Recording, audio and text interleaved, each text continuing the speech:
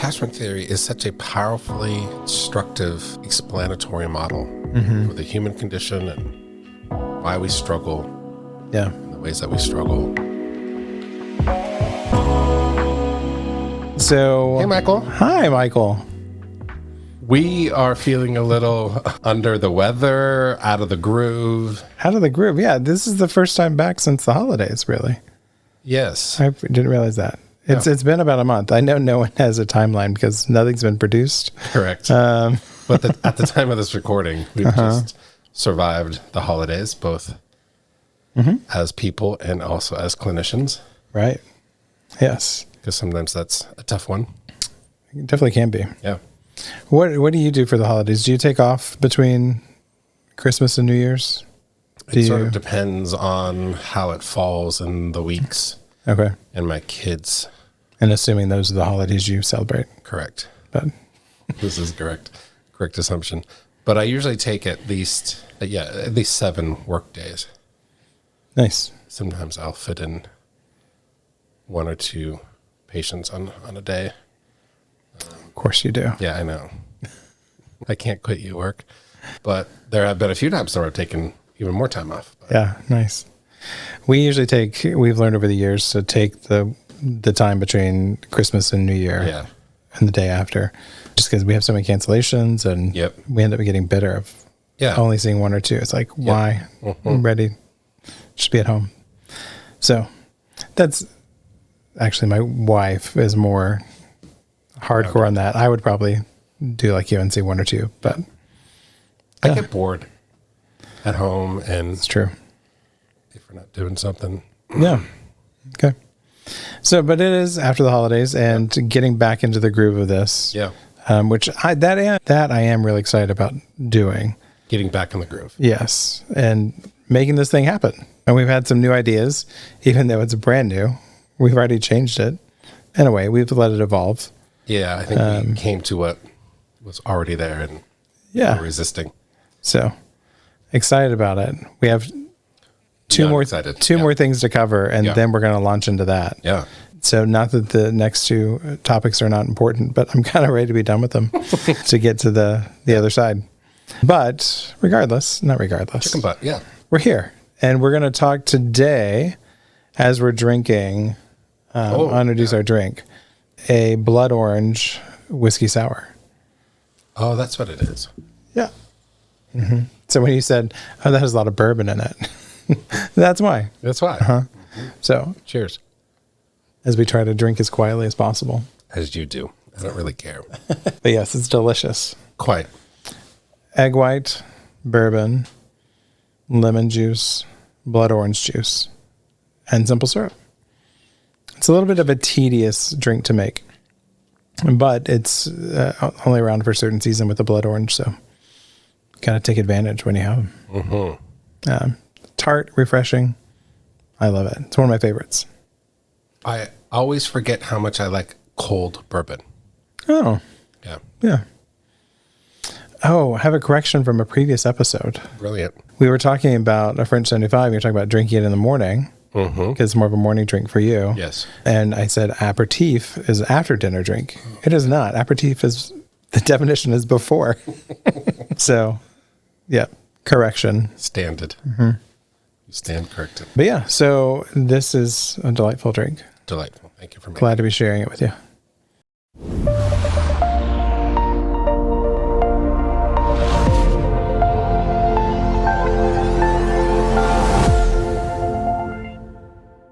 All right.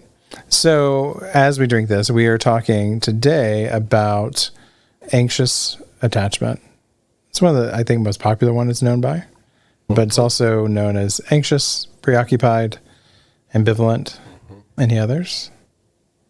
Entangled. I don't use that language much at all. It's a great word, though. Mm-hmm. Yeah. So, I'm excited to hear more about that as you explain that. And this might be nerding a little too much for general folks, but the reason why it, quote unquote, goes by many different names is because different researchers in the development, formation of attachment theory have emphasized and coined or named what they saw and would philosophize or theorize or discuss in professional circles and publish with these different sort of descriptors. Right. But they were all studying the same thing. And I think we've landed professionally on anxious. I think so. I don't know that that's the best way to describe it. I find it can be confusing to describe it that way. That's right. Why? Why do you find it that way? Because the avoidant dismissive, when I'm working with my clients that are that way, it can be confusing for them and their partner when they have anxiety. Correct. That's right. And so they're like, well, no, I'm anxiously attached. I'm like, no, you're dismissively attached and you have anxiety. That's right. So it can be a little confusing there. To the level of a clinical anxiety disorder. Right. Correct. Generalized anxiety. Absolutely. And just add one more from the emotionally focused therapy lens. Oftentimes interchange with anxious attachment is pursue. That's what they would label the partner with, an anxious attachment. Yeah. Controversial outside of EFT, I think. Perhaps. But yeah. So, but those are the different languages. To describe this one category or classification. So what are some characteristics if you're looking at a client and you're trying to organize and understand them, what are some characteristics that would say, I believe they are anxiously attached? If you're looking at yourself and trying to deal with yourself. We already discussed last time, I am greatly dismissive. So no, thank you. So probably the obvious characteristic will be worry or anxiety, obsession or fear. But the nature or the target of that anxiety is usually around relationships. Right. And the proximity of those relationships, whether or not one's going to be experiencing rejection or abandonment or distance or unavailability. But it's not just fear that is characteristic of this classification. Oh, sure. There's also an angry component to that fear. And so characteristic of this classification are excessive kind of outbursts of anger. There'll be sometimes an angry withdrawal, not intended to necessarily punish, although it might be experienced that way. Yeah, I was about to say. It can be really confusing because when I see that in my couples relationship, if the anxious does withdraw, there's usually a motivation of wanting to be chased, wanting to be found. Where as in opposition with withdrawal, or with dismissive avoidant, when they withdraw, they do not want to be found. Correct. Chased. We all want to be found. We don't, yeah. Right. So it's literally like, no, I want to go over here, collect myself, continue regulating myself. Yeah. I don't want to be a burden to you. Right. I don't want to impinge on you. Where in opposition, the anxious attached is more of, you better find me. So it may withdraw and it's going to look over their shoulder. Are you coming? Yeah. Yeah. That's how I've experienced, at least in the couples work. Yeah. So there's, in that same sort of vein, there's often a reactiveness, an excessive or more than expected kind of expressions of hurt, pain, anger, distress. Yeah. What else? Let's summarize it. Well enough. I think so. Yeah. We can always add. Yeah. I think though another component to it is that's important, that also really distinguishes it from, in some regards, is a compulsive caregiving. A checking in, like, how are you? Yes. And also a kind of excessive involvement in another person's state of mind. Over-involvement. And hence you get that languaging of entanglement, that the person who is anxiously attached, their state of mind gets highly influenced by and contingent upon and seeks to understand and care for another person's state of mind. Yeah, that sounds so exhausting. I imagine it is. Quite. Yeah. But as we also understand all of the insecure attachment classifications are all aimed at survival in the strongest sense, or adaptation to their environment. The alternative is more threatening, harming, and exhausting. Yeah. And so it's a strategy to have used. Well, before you go there, let's ask the question. Oh, sure. Sure. Yeah. How did these characteristics come to be? Yeah. What in the world and we talk about in those first 18 months of life, how in the world would parenting and the relationships around us form this type of reaction as a survival strategy? Yeah. That this is going to get my needs met, hopefully. Well, one, you're going to see particularly demonstrated in later but young childhood, where the caregivers are excessively involving the child in the caregiver's state of mind. And so, for example, if the caregivers are stressed, perhaps rightfully so, financially, yeah, for whatever reason, because of poverty or because of poor money management or because of some sort of medical crisis or some sort of destruction to a home where there's this unexpected cost, right? So whatever the source is, these parents are going to be, or the caregivers are going to be quite distressed. And it's one thing to be stressed and distressed as the adults and the caregivers. It's another thing to make the children or the child quite aware of that distress by showing that distress openly, emoting that distress, openly talking about the distress, whether that's within earshot or directed at the child or with the child. And you would see that in caregiving experiences with children that are a bit older that can carry conversations. But when we're talking about younger kids that aren't all that verbal or just mastering spoken language in their second year life or third year life, it is in the dyad experience where the child may be coming to come play, but the caregiver responds with their distress.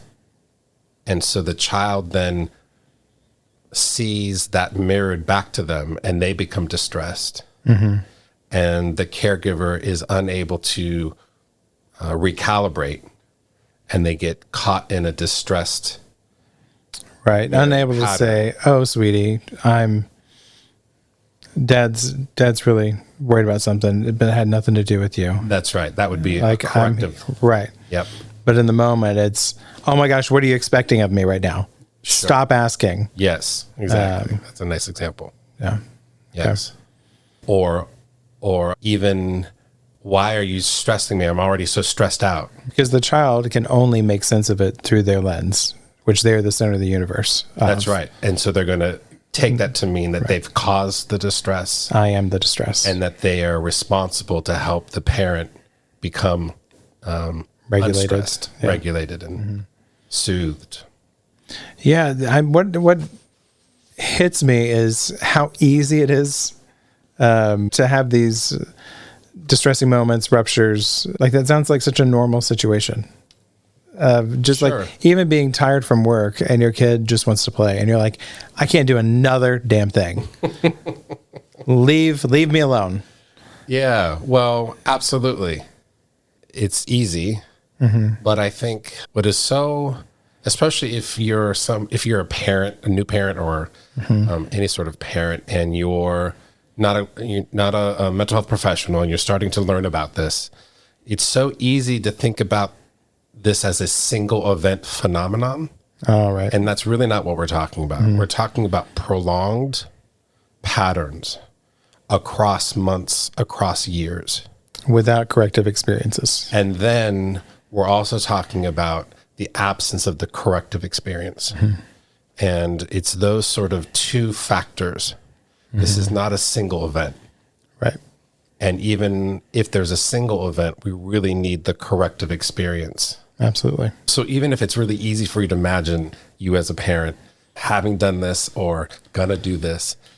Daddy just needs one more drink. Go away. That's right. Which there's nothing wrong with that per se, but there's a way of communicating that with your child, right? And there's a way of communicating it that is responsive to the child or unresponsive. Right. And so anxious attachment forms with that prolonged pattern of this inconsistent responsiveness to the child. Sometimes they're able to respond in a tune, but many times they're not.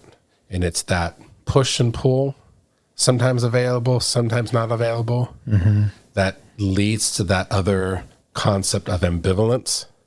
Yes. Yeah. That there's sometimes they're available and sometimes they're not available. Right. And that becomes confusing and increases the likelihood that the child will be invested in knowing and understanding the state of mind of the caregiver in order to manage and navigate whether or not their needs are going to get met.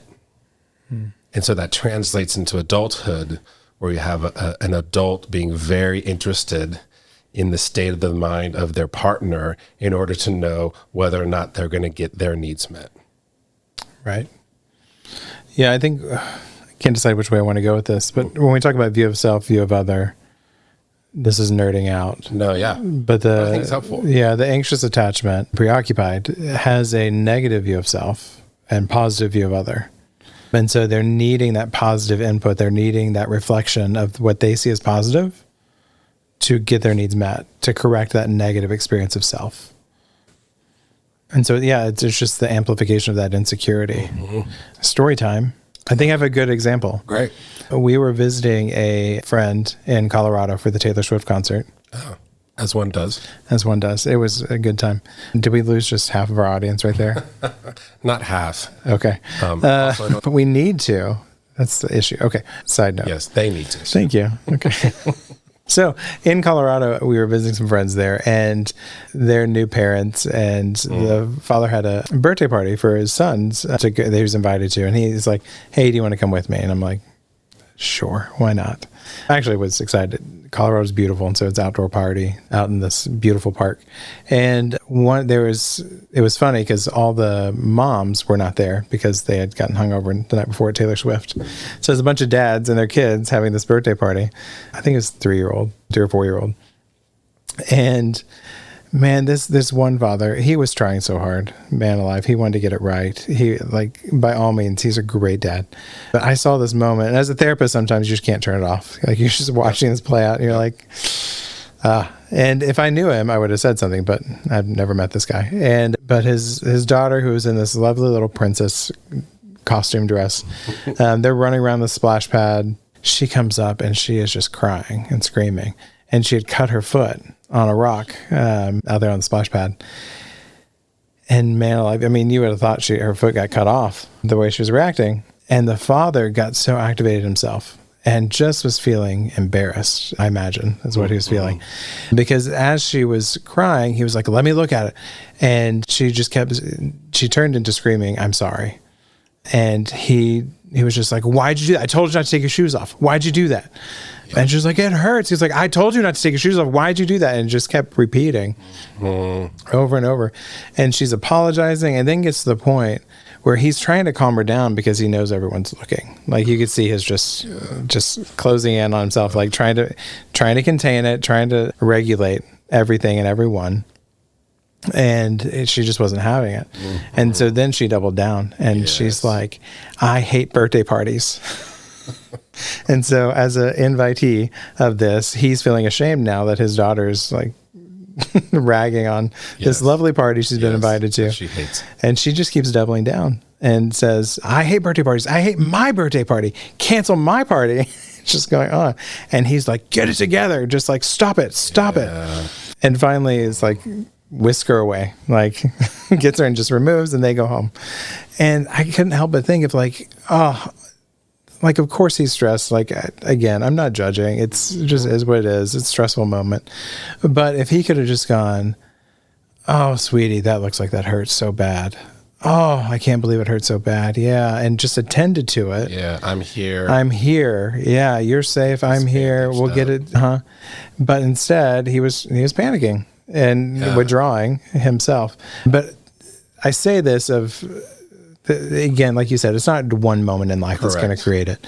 But in the example, it has plenty of great demonstrations of how he's making her very involved in his distressed state of mind. Of how he looks in front of the friends. He's a father there by himself trying to... Sure. And he had 2 other kids there as well. And so, I mean, he was working hard and stretched. Right. So, yeah, I just imagine, like, if that keeps happening over and over, she's going to take it on as, like, I'm the one responsible for all this. And in desperate need of someone to help regulate her affect, her response, her engagement. Well, and you can also see her angry withdrawal. Yeah. I hate birthday parties. Cancel my birthday party. In fact, cancel everyone's birthday party. Birthdays are done. They're done. Canceled. Yeah. So later on, when she's in her 40s and she's in therapy and says, like, I hate when we celebrate my birthday party. Yeah. Ding, ding, ding. Tell me. Why is that? Do you have any memories about celebrating birthdays? Yeah. Oh, God bless it. Yeah, and just to reiterate, we have zero judgment about parents. It's the hardest thing I know I've ever done. And these are also true stories. Right. And these are true experiences. Yes. And we come by it honestly. Very honestly. And the courage to change is what we're here for. But it's a great example. Yeah. It was hard to watch. Yeah. Because I really wanted to help, but I'm like, I don't know you. Yeah, and I don't know if you're going to receive this help. Right. She doesn't know me, and I don't know if she'll receive. Yeah, random stranger coming up to Princess Girl in the park. First of all, I love your outfit. Yeah. So that would be an example of how that can be developed, how it's interacted with. Yeah. And not far off of how we work as adults as well. What do you mean? That I could see that response with a husband and wife, or with 2 partners of, you don't see how bad this hurts, and I don't know how to tell you how bad it is, so I'm going to start attacking everything around until you get it. What's that look? No, it's just thinking about all the other cases, all the other examples. Yeah. So it's a natural pause right here. Yeah, I had a thought and like where we were going to be going. Talked about how it develops, some characteristics of it. We can talk about some capacities. That's capacities. Capacities.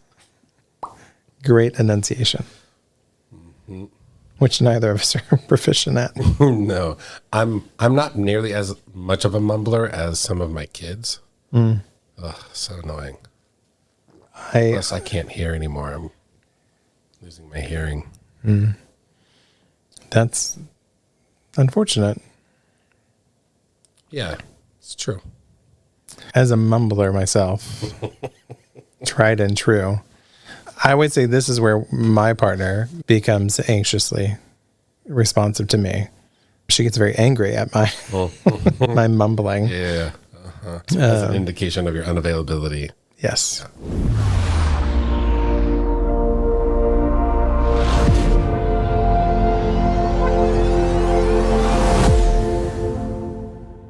So capacities of... Yeah. So with on the one hand, all insecure attachments classifications are responses and adaptations, survival responses, survival strategies to deal with the environment that they were living in across those incredibly crucial years of development.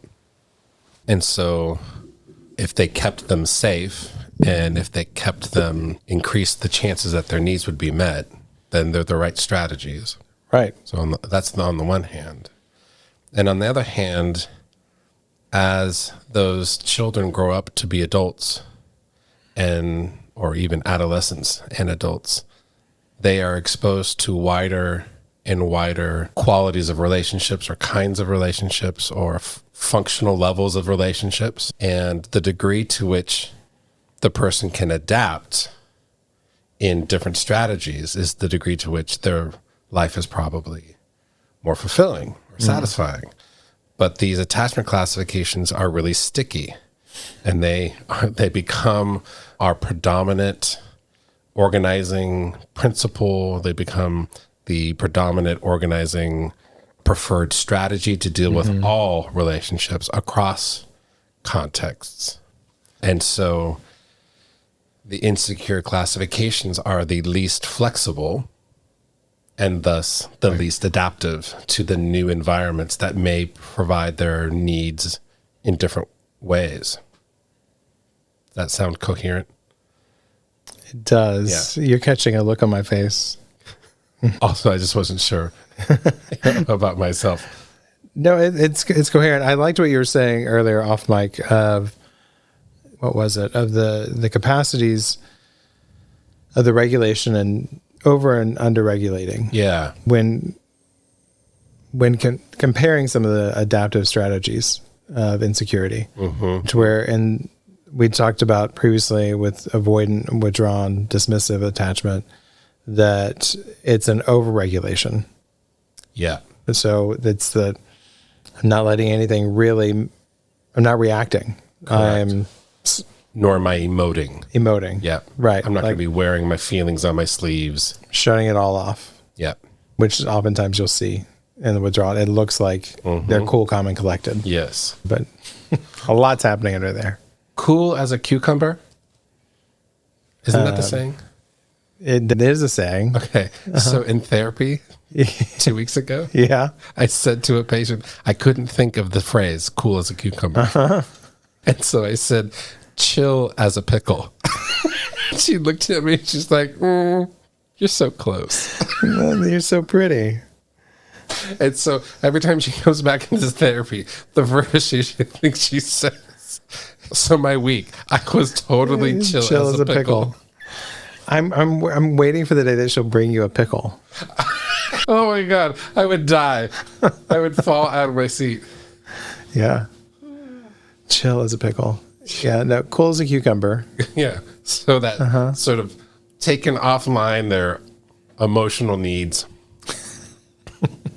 Way to bring it back. They will appear pretty chill.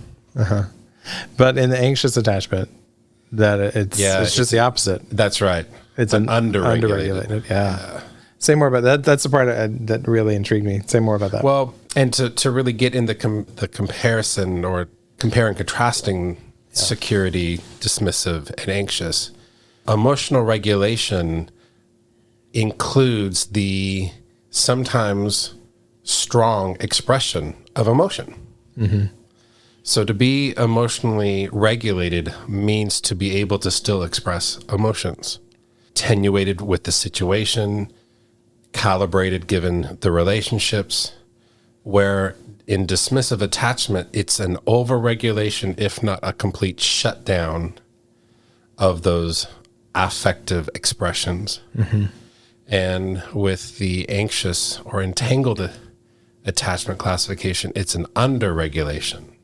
And so there are more intense, frequent expressions, especially of distress or anger or fear. And so with all three insecure classifications, dismissive, disorganized, which we'll get to, there are problems with emotional regulation, either overregulation, underregulation, or a mixer, and somewhat of an inconsistent strategy of regulation in the disorganized, which we'll get to later. Yeah. And interestingly, when you're overregulated, you tend to have a difficult time knowing what you're feeling. They have a difficult time identifying what they're feeling, in part because they're so overregulated that consciously they think they're not feeling anything, even if biologically they are feeling it. Oh, viscerally. But yeah, cognitively, I feel like it's similar to like just putting walls up. Yeah. Like you literally can't have access. Yes. Protective barriers. Right. Yep. Whereas folks that are underregulated that you find in the anxious or entangled attachment, they can be exquisitely insightful about what it is that they're feeling. I am so rageful. I'm so angry. My favorite when working with couples in this is because I am chill as a pickle. I'm very mellow, just even keel. And when working with an anxious attachment in the room, I will try to match a little bit and validate. And it's, I kind of chuckle when this happens, but I'll try to reach and like match them into like, this is what you're feeling. And they're like, no, and get more that's intense. not it at all. And I'm like, oh, I missed it. Oh yeah, I missed it. But yeah, so that a very heightened sense of knowing exactly what they're feeling. Yeah. And what's, I think, partly extremely aggravating is that people around them don't get it. And they're seen as being too much. But if they're not where they are, people really won't get it. And so that's the conundrum they live in, of that fear of being too much and going too hard, too strong, underregulated. Yes. It's a really hard place to live and be.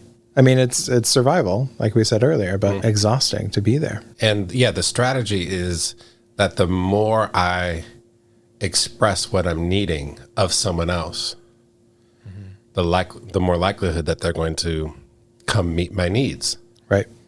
Which is how they functioned as children, meeting the parents' needs to regulate their parents' or caregivers' emotional regulation. So even though they are underregulated, they can still think in so much as they can identify what they're feeling, and they can still think well in terms of connecting the variables, the situation that may be causing them. I'm so furious. I started being furious when he stopped responding to my texts. But then the sort of thinking begins to sort of collapse or not quite be grounded in a wide perspective taking. I'm the only one that ever experiences this. Right. The rigidity the only one comes he up. does this with me. Yeah. Or she, or it will never be different.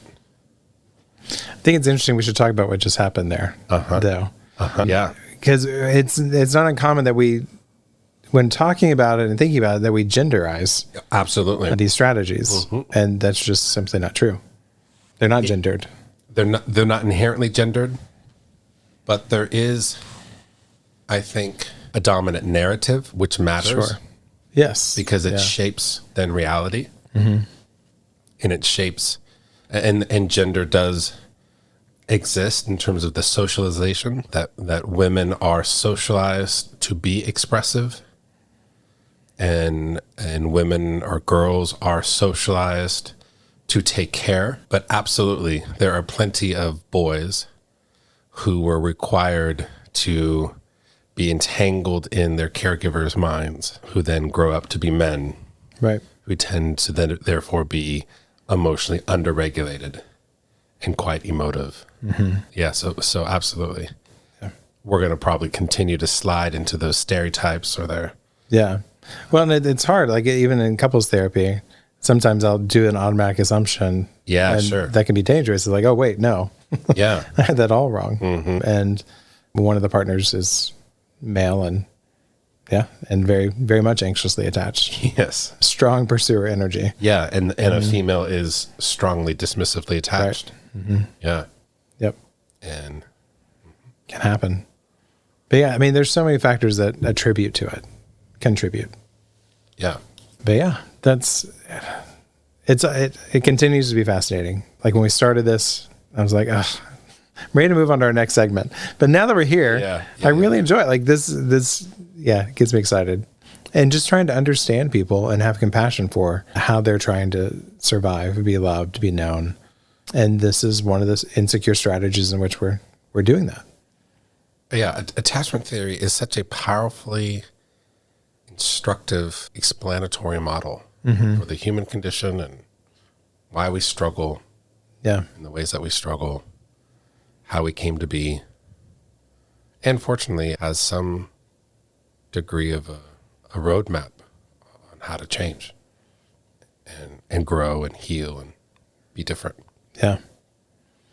So before we go, and we may be able to get this, may not. One of the other segments we talked about the superpowers of security. Yeah. But also the superpower, seemingly, of withdrawn, avoidant, dismissive. What do you think a superpower of the anxiously attached, preoccupied would be? Well, one of the superpowers can be an exquisite capacity to read a room, the emotions of the room, or their emotional state of their partner. When we were talking about what are the kind of conditions that create an anxiously entangled attachment in a child, it's the inconsistent responsiveness, which is to say that there is often an exquisite responsiveness. It's just inconsistent. That makes it rather problematic. So a superpower sometimes is an over-functioning because there's an excessive interest in the state of mind of others. There can be an exquisite capacity to know what the emotional state is of another person. And so there can be, for example, in the dyad that is common of a dismissive and anxious, or pursuer and withdrawer, that pursuer, anxiously attached person can be exquisitely perceptive of what's really happening in the dismissively attached or withdrawer. And that's one of the superpowers. Yeah, I'd agree. It's often undermined by their own obsession or need for preoccupation with a validation. Am I right about that? And the preoccupation of caring for by being present or involved or entangled with that other person that is not wanting it or needing it, or et cetera, et cetera. But yeah, if you want a thermometer reading, yeah.